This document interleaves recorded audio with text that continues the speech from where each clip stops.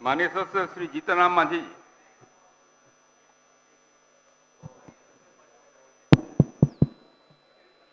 अध्यक्ष महोदय, सर्वप्रथम आपको इस गरिमामय सदन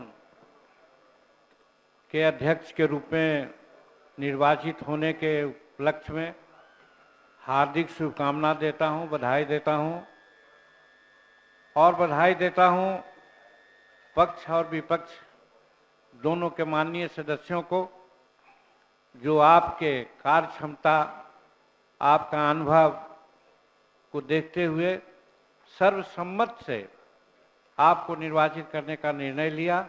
इसलिए पक्ष और विपक्ष दोनों साथियों को हम हृदय से धन्यवाद देते हैं और बधाई भी देते हैं। महोदय, आपके लिए कुछ कहने की जरूरत नहीं है। आपको हम देख रहे हैं, क्योंकि 1980 से ही आज इस सदन का मेंबर रहने का मुझे मौका मिला है और इस बीच में आपको हम सरकारी पद पर रहते हुए भी और गैर सरकारी पद पर रहते हुए भी काम करते देखा है और जिस हास्यमय और तर्कपूर्ण बात आप करते हैं, हम समझते हैं कि ये जो दिन आने वाला है हम लोगों का, वो विधानसभा के लिए सुनहरा दिन होगा, ऐसा मैं प्रत्येक समझता हूँ।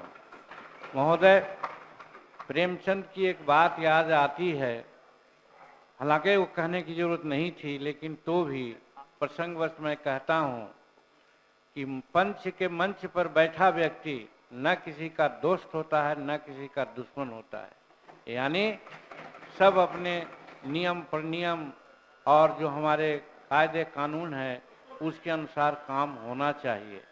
इसलिए हम नहीं समझते हैं कि उसके प्रतिरूप कोई जाएगा, ऐसा विश्वास आपसे नहीं है।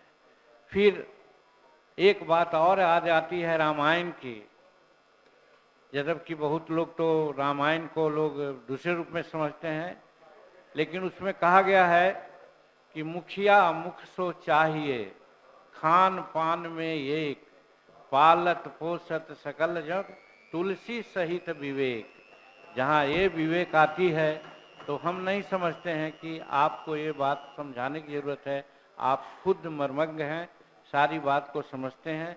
हम उम्मीद करते हैं, खास करके एक चीज़ जो अनुभव हम किया है कि जो छोटे दल होते हैं, होता है आपके साथ कुछ प्रतिबद्धताएं, समय का बंटवारा करते हैं, लेकिन वहाँ पर किसी व्यक्ति के व्यक्तित्व और पार्टी के महत्व को समझ करके भी समय देना चाहिए।